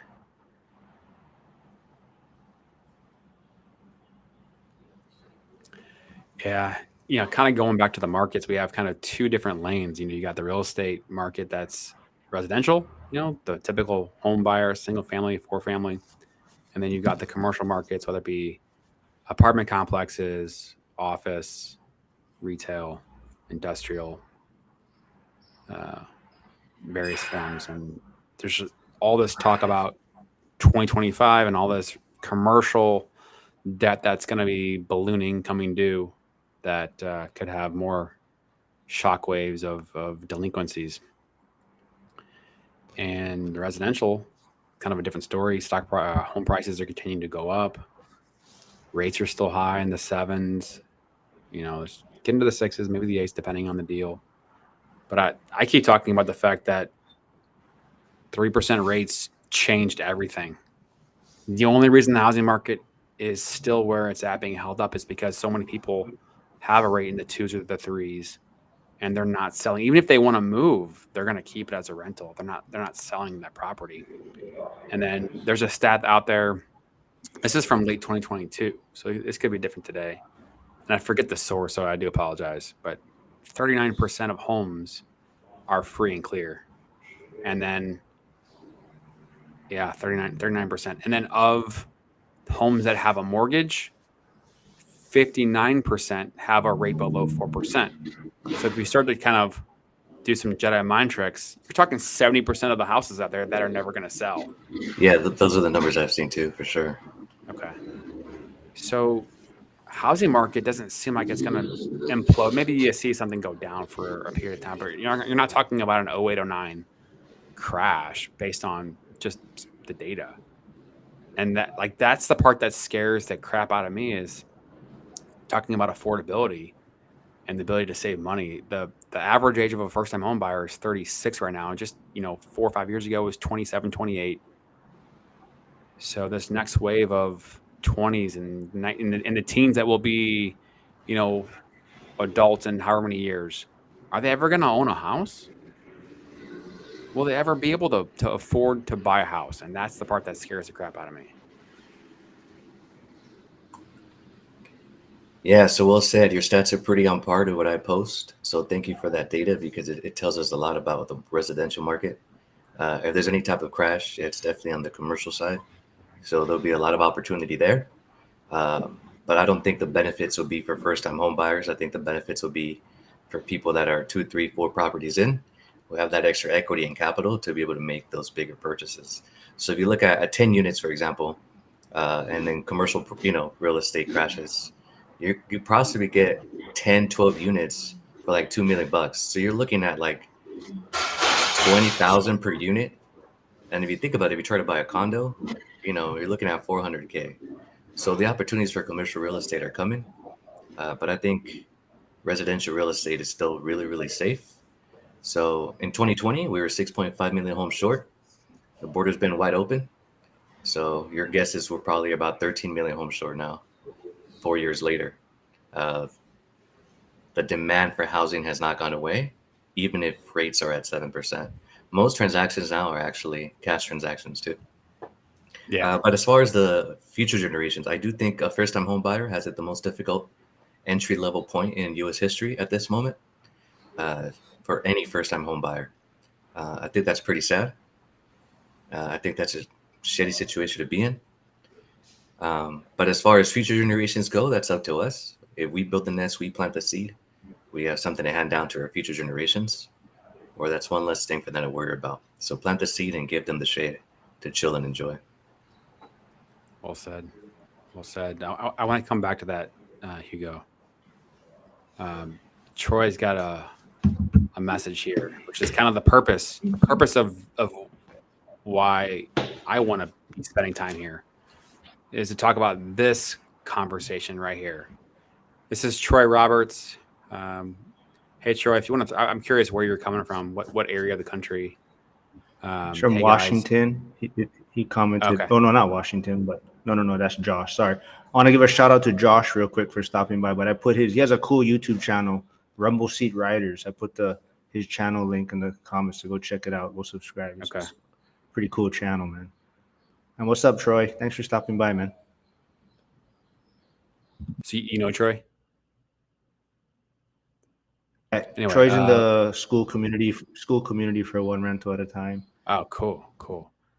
Hey guys, this came to mind.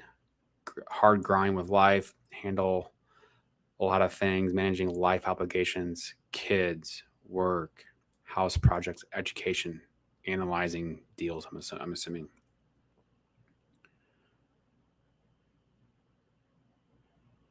Anybody have any advice on this?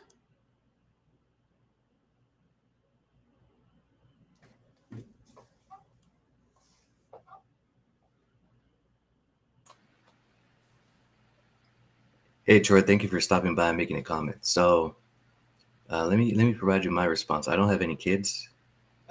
However, we all have the additional obligations with the grind with life obligations, housing projects, etc. So what I like to do is use the power of the internet. So as a human being, you need food, you need rest, you need water, you need 8 hours of sleep, especially when you perform at peak performance. And a lot of times there isn't enough time for that. But the internet is 24/7. So I think the easiest way right now to make money on social media, since we're all on it, I mean, our social media right now asking this question, is making money through X. X is 24/7. You can make one post that will take 1 minute while you're on the toilet. That thing can go viral and you can start making money. The sooner you start making money online and multiplying those streams through online, the more of your time you're going to get back to dedicate to your time, your family, and your housing projects, and your education, and what else you want to do. I'm not sure how much that's worth to you because I don't have kids, and I know that would take up a lot of my time. I do have pets though, but I know it's not the same. But it would be leveraging the power of the internet. Use it, make it work for you. You can only work 8 hours a day. You know, you drive an hour, you commute an hour. You gotta spend time with the wives, time with the kids, baseball games, soccer games, whatever it may be. But the internet is 24/7. It doesn't need sleep. It keeps going. So if you could just leverage the internet to create additional streams of income, whether it's through social media, whether it's through affiliate marketing, whether it's through what Mark was saying earlier about selling your credit as, adding authorized users. Leverage the power of the internet to multiply yourself and create additional streams of income. Yeah, there's a couple lanes that I think it'd probably good to dig into on that. And I'm coming from a sales background, so you hear people, and I sell mortgages, right? So selling money, and it's you have ebbs and flows of the market, and I get paid on the volume of the loan. So if I do work on $100,000 loan versus $1 million loan, it's the same work essentially, but I'm getting paid 10 times more on the bigger loan. So um, in 2012, I took a fork down the road that changed my life in the mortgage industry. In 2010, I left a big company called Citibank doing inside sales, working with financial advisors, and then left to go to outside sales and go source my business. And I thought that I'd be able to figure it out quickly. Well, it didn't go as I thought it would. And I had a couple people that helped me out, went out of their way to help me connect some dots on some marketing stuff to be able to source some business. And in 2012, I got into a niche working with a lot of military clientele. And literally, I would buy lists of VA loans from various sources, and just kind of from the same mindset of, okay, the biggest loans get paid the most money. So I just found the biggest loans in the country, and they happened to be in the DC market, for example. And I just started cold calling. Same work, same stuff, but all that work, maybe you connect 2 out of 100, and that's enough to be able to start to get the ball, the ball rolling. And that led me to be able to do more marketing and mailers, and that's kind of what helped me kind of take my career to a different level. And so, go find the biggest thing you can sell. Is some of the stuff like Hormozy will talk about. Find something that rich people need, and then solve a problem. Well, again, that's not everybody's going to be in sales, but I share that story because I don't know what your job is exactly, but you've got a lot of things on your plate, as this shows. And real estate education is time consuming, on outside of the normal things, and analyzing deals. Real estate, I'm a big believer in it. It's helped me uh, exponentially multiply wealth. But the biggest thing is that the work part of it. What can you do to be able to generate more income? Maybe it's in the same field, maybe it's a different field, but learning a skill that's going to elevate your ability to generate more income. It may take a year or 6, I don't know, depending on what you do, but finding some way to be able to generate more value in the marketplace, solving big problems for people that have money. That's the biggest advice that I can get. Now, I'm still trying to figure that out myself, uh, but that's just my 2 cents. And how old are you, Joel? 41. Mark, did you want to add anything to that before I add something else? Oh, yeah, the moped guy's not here right now, so I'll talk a little bit. But yeah, I don't know what he's doing. He's driving around in circles, man. But anyway, yeah, no, I think you just gotta find. There is a lot of opportunities, like Hugo and Joe was saying, but like even for me, I got my real estate license, and a lot of people want to do the sales side, and I want to do more property management. And there's a lot of people, a lot of agents that they don't want to touch that side. And you probably know from having rentals, and I think you said you're investing remotely, but you know how hard it is to find good property managers. So if you're just halfway decent, it's pretty easy to get clients. And it's a pretty passive. I mean, yeah, same thing. It's just like dealing with issues that go up, come along with your properties that you have. But it's a pretty passive stream of income monthly, and you get maybe 10 or 20 owners, and you're getting a few $1,000s a month coming in, right? And then you can, same thing, you have a business, you can write off expenses and different things. And I think it's an easy way to make some side money. And if you want to start growing on the sales side, now you have these owners that may want to be selling at some point, and you also can do sales along the way. But I think it's a good way to get into the real estate side. And I haven't actually pulled the trigger yet, but hold on, there's an ambulance backing up. So Hugo, you might want to talk a little bit.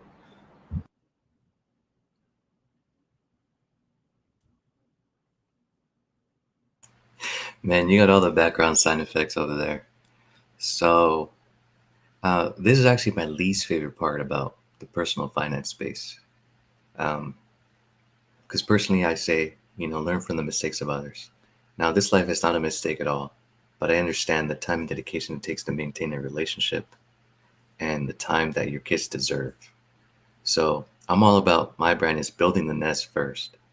So, when you're on the grind for work, you have the flexibility to go to your kids' soccer game, your kids play. You don't have the stress to come home and not spend time with your significant other. So for those that just tuned in, or for the younger crowd, that's why I preach build the nest first. When you have planted all the seeds, you're setting up yourself for a more successful relationship that's not tainted by the lack of time and the lack of money. Kids are the biggest blessing in the world, and they deserve the best. So if you could build the nest first, all you're doing is giving your kids the greatest opportunity that you may never have. But that's my least favorite part about personal finance, because I have to touch on subjects like this. But me as a millennial, and maybe for even Gen Z, it's very, very important to build the nest first. So for me, for example, I'm building a nest now that, like, if a kid pops out right now, even in the middle of inflation, I'm not scared. They already have a bedroom set up. I have a perfect career where I could leave at any time if something was to happen to the kid, whether it's medical or something, or a school emergency. I'm not tied to money, so I know there's no stress on that relationship and what that causes, and the frustrations. And that's all from building the nest first. So thank you for bringing that up, because I just want to bring that to people's attention, the importance that it is to plant those seeds. And then also where I buy my real estate. All of my properties are under 30 years old, and they're located in great weather. So I never have to worry about something breaking or something repairing, or a storm or anything like that. So these are decisions that I make based on seeing other people's lives, looking at the statistics of divorce and the reasons for divorce, whether it's uh, lack of sexual activity or money or infidelity. The importance of just building the nest first. You prevent a lot of things. You prevent a lot of unnecessary, I don't think suffering is the right word, but unnecessary tension, whether it's with your spouse, whether it's with your kids, whether it's your own peace of mind. Um, but yeah, that's the importance of my brand and building the nest first. And I hope whoever's listening doesn't take it the wrong way and sees the importance of what we do have control over. Can I dig into that for a second? So, starting and building the nest to have things prepared, I think even more incentive for someone to start thinking about these things earlier. So, Absolutely. where did your journey evolve to where you said, okay, this is what I want to do, this is possible, and I'm going to start building that nest? Was that always something that you thought about, or when did that turn for you as a priority? Man, it's true what they say. Empty pockets, an empty stomach, and a heartbreak really teach a man something. Um, and those things taught me a lot. It wasn't necessarily one single event, but it was multiple events that resulted in those feelings of a broken heart, an empty stomach, and empty pockets. And I figured if I brought a family into the world like that, it would not be fair to them. So let me set myself up where I will never have to feel that way again, where my pockets will never have to be empty. Like I could lose my job right now. I have 7 additional streams of income to hold me that I could just focus on and keep multiplying those, right? So that's that part.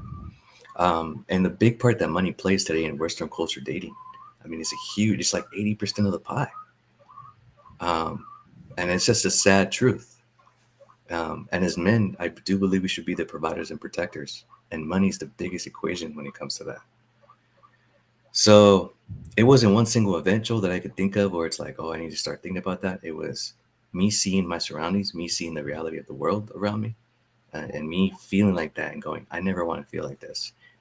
Coming from a household where, my dad left on my 12th birthday, like, and I look back and we're like, all right, why didn't my parents' relationship work out? Right. So I have all these stats about divorce and infidelity and the lack of money. And then I also look at like, why didn't my parents work out? And it's like, I don't want to repeat that. I don't want to be that cycle. I want to break it. You know what I mean? I don't want to be the dad that walks away from my child on their 12th birthday. I want to be able to give my child the best 12th birthday ever, from situations like that. So it's about building the nest first. But those are things that I think about. I like to plan my investments and my life as if I'm going to have kids one day. So whenever that does happen, uh, there's no fear, there's no insecurity, there's no surprises. Um, it's just a blessing to be like, hey, I built this for you already. Like, I built the stage for your success. So I post about it on my X account. I think the best time to plan for college is age 1. By that I mean, if I have a kid, they're gonna have a 529 plan by the end of the week that they're born, because at that point they'll have the social security number, right? Mm-hmm. Um, I think the best time to start planning to purchase a home is age 15. Why do I say that? Because in most states you can start working at the age of 15.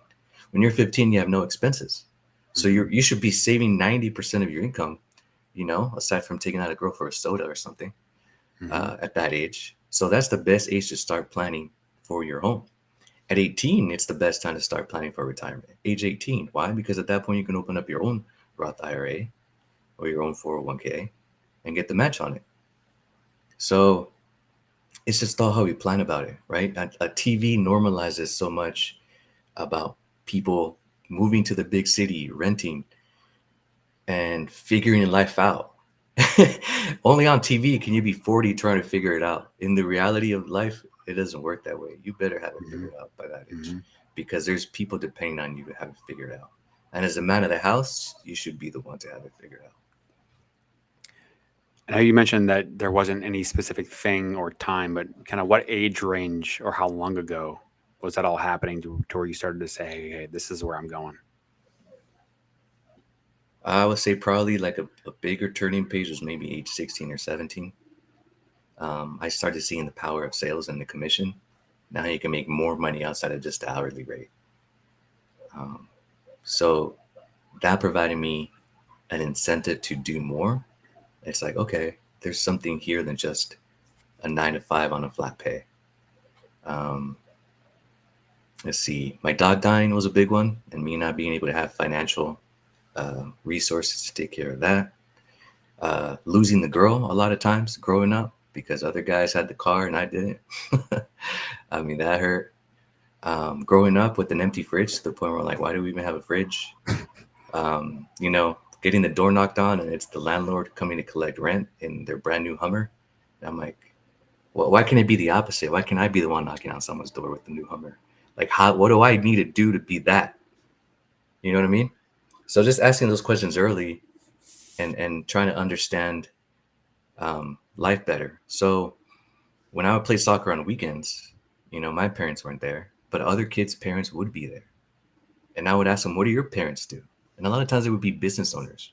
So they would be on their own time, or they had an education where, they only work Monday through Friday, or they didn't have to work overtime, or their parents were still together where one of them could go be there on Saturdays. And it's like all of that just coming together and be like, man, my kids are just going to have the best of the best because I had the worst of the worst.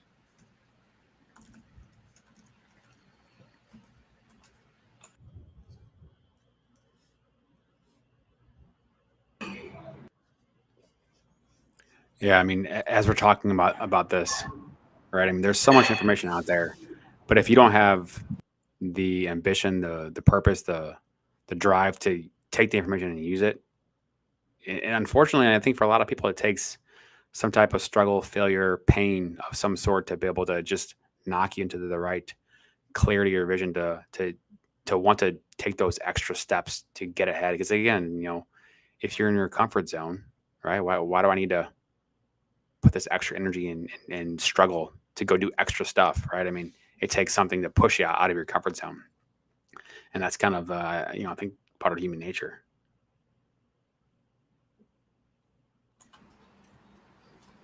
Yeah, I want to give a shout out to janitor on fire, Daryl. He's gonna be retiring soon from the postal service though, but he's in the Texas area. But he came out with a new YouTube channel also, Postal Nerd. It's pretty cool. He's gonna be showing like all different post offices, like small, and I didn't really realize it, but I guess he said the postal service. I don't know the exact term, but they're they have to serve all communities, I guess, unlike UPS and FedEx. So that's why a lot of times they like the bigger regional postal offices charge for things. They still have to bring in money to cover for these smaller post offices. But so he's going to all these small kind of small neighborhood communities and showing the post offices there, and it's pretty interesting. It's pretty cool. So go check out his YouTube channel, Postal Nerds. But super cool guy, super funny guy. He's seriously gonna get us arrested in Vegas when we go there for the one rental at a time event next year. But yeah. I mean, Hugo, you always talk about it, man, and like I said, it makes a lot of sense.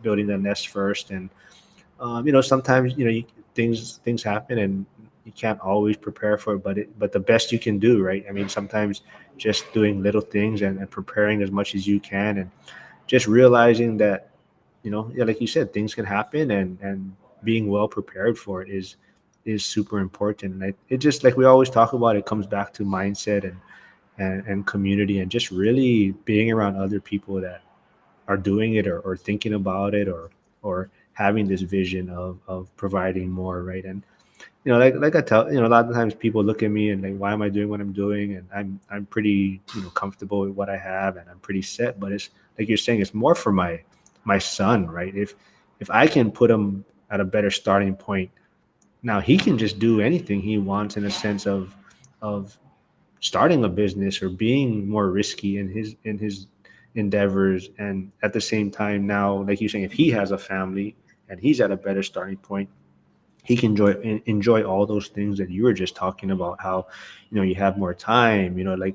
People. A lot of times people go on trips, like family trips, but everything is scheduled, right? Because they got to finish the trip, at a certain time, or they have to be at the airport at a certain time. But like you're saying, if you have private jets, or if you have time to not be at work, you don't have to wait in those lines, right? You can skip the line, you can pay to get ahead of the line, or VIP passes, and you're saving all this time.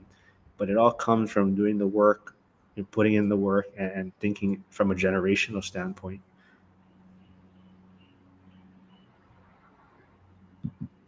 Yeah, thank you for adding that, man. So I just do want to echo that with full, honest, and great intentions to see people win.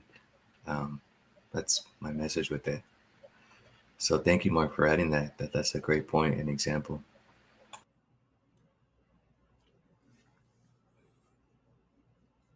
Damn, guys, we're going on almost 2 hours here. So Hugo, Well, what's that's because you bullied me on. I told you I might not make it, and I did. I guilt tripped you. No Yeah, worries. thanks for tuning in, Mark, man. It's nice hanging out with you again. I know.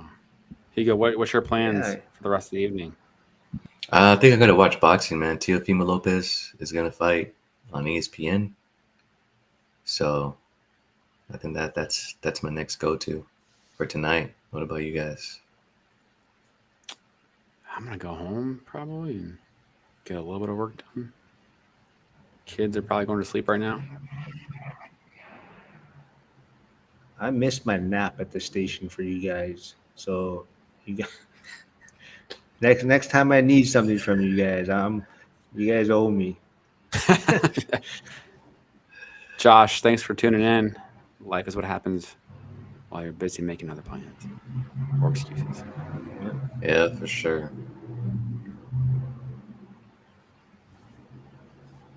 Yep. So All so right. what, Joy? So are you on? Did you pay for Restream, or is this is not the free one, right? No, I did upgrade to the 1080p one. Oh, what is that one? Is that the what? How much are you paying a month? I don't know. I just clicked the button. I don't know. Oh, I I should think know. I think you might be the one higher than me. Yeah, I think I was going to switch to that one for the See, 1080. man, it's so balling. Doesn't even have to check the price. Probably cancel it tomorrow. It's okay. No. Oh, I think Troy put in one. Hey guys, yeah, yeah, man. I'll see you in the school community. I think Zuber has something tomorrow morning, so hopefully I'll see you there, Troy. Cool.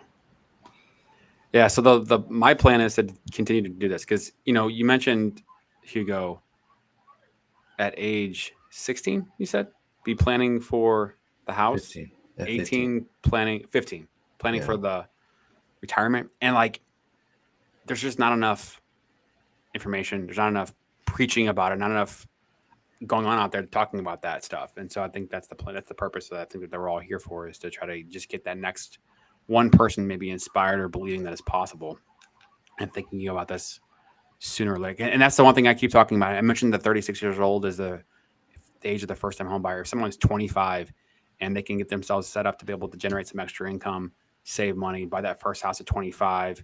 I talk about the stair step method: buy 4 houses in 8 years, which is a very aggressive. I get it. But if you can buy one for 150 and then 250, then 350, and then 450, and each time turning the old one into a rental, that's what I did. I didn't know what I was doing. That was what I did by accident, to build a portfolio, one primary residence at a time. You have Jesus Christ, a 10-year head start on the rest, on the average, and that's powerful. That's the stuff that gets me pumped up and excited. And so when someone's earlier on in their journey and they're talking about this stuff and they see the vision, they see the value, and they wanted to go down the path, I just get pumped up. So if anybody's out there that wants to talk about that kind of stuff, that's what we're here for. You guys got anything else? Nope, I got no subscribers out of this. That's all I know.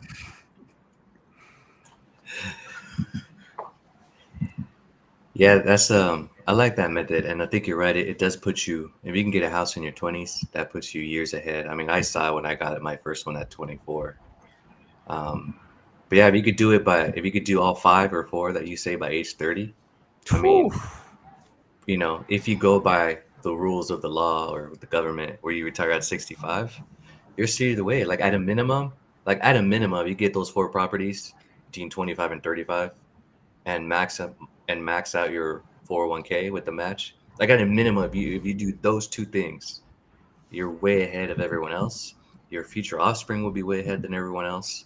And just want to echo the comment where someone said about like Zuber just saying just doing the work, and that's what it comes down to, right? You could choose your hard. So like Mark, right? He goes to the gym. Getting up to go to the gym is a bitch. Whether it's before work, or whether it's after work, it's hard. It's a hard decision. Not eating the burger, and eating a protein shake instead, that's hard. But you choose your hard, right? Like your kids deserve you to be healthy, and your kids deserve you to have all your money in place. So it's like if you're not choosing that hard, what's the end result? Heart disease, the number one men's killer of health. That's your other hard. So you can choose your hard, and just want to echo that when someone mentioned in the notes of what Zuber says of doing the work. It's just choosing your hard. So if you're on the toilet and you have a phone, you give me money off on X. X is only going to get more monetized as it goes on with pre-roll ads, tipping on spaces, and you could do that all from the toilet. So, like I said at the beginning of the stream, if you're not making money online by the end of 2025, you really are falling behind because the world is that competitive, especially for the younger generation. The world really is that competitive. Instagram makes it seem that everyone has got it going on. So, as a regular guy, no one will even turn to look at you. You have to be extraordinary to even have a chance at this life as we have. But yeah, thank you, gentlemen, for your wise words. I appreciate always doing a live stream with you guys, whether it's on your channel, Joe, or your channel, Mark, or even my channel. I think the conversations we have are really valuable, and I hope people really walk away uh, a better person because of what we shared here today. Yeah, thank you both for making time. A lot of fun. We'll do it again. Um, I'm hoping to maybe do it again in a couple weeks. We'll see. Next weekend is a holiday, so I'm gonna take that weekend off. But yeah, thanks y'all. Yep. See you guys Monday, Wednesday on my channel. Joe will be there on Wednesday. Damn All right. right. See you guys. Enjoy your Late, weekend. probably late though. Probably late.